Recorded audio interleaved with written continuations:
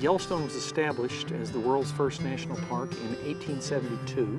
The park itself is 2.2 million acres, so that's bigger than Rhode Island and Delaware put together. Nature that has produced her wildest creations, her most unusual natural phenomena are here. You could have so many different kinds of parks in Yellowstone. We've got the wildlife, the geology, we have history, we have fossils, we have water. There's just so many different things here. You could have had 15 different parks instead of the one. Yellowstone has so many thermal areas because Yellowstone is basically a giant volcano. 1/3 of all the geysers in the world are found in the Upper Geyser Basin. It's an incredible place. It has, of course, Old Faithful, the world's most famous geyser.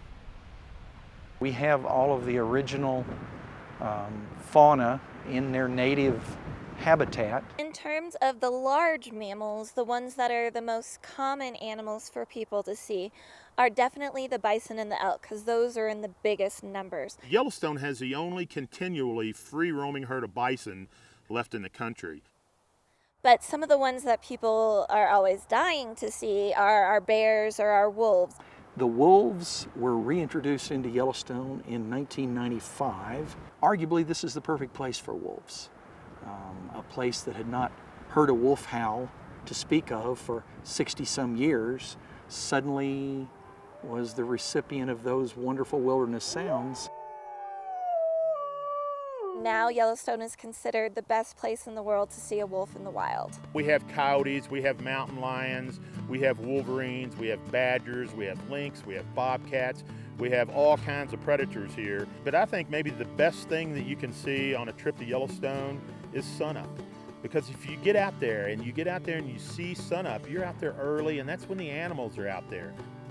I would certainly encourage people even to take short walks. We have 92 trailheads in the park, about 300 backcountry sites, and roughly 1,000 miles of trails. On the eastern side of Yellowstone Lake, you can get into the backcountry, and you can actually get farther from a road here in Yellowstone than you can anywhere in the lower 48. The big adventure, in my opinion, is in the backcountry.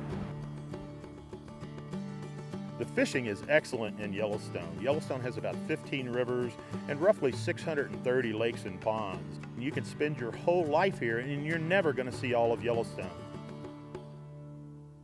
If you only have one day to spend in Yellowstone, you have to come back. If you only had a day in Yellowstone, I think you should go to Old Faithful and see that very famous valley.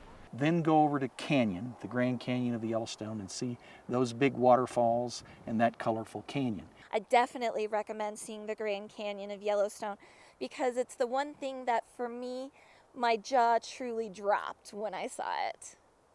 You want to go out to the Lamar Valley and see the American Serengeti. Get on one of the boat cruises and go out onto this great inland sea that can just scare you silly. It's such a marvelous, giant, extremely cold, magnificent lake.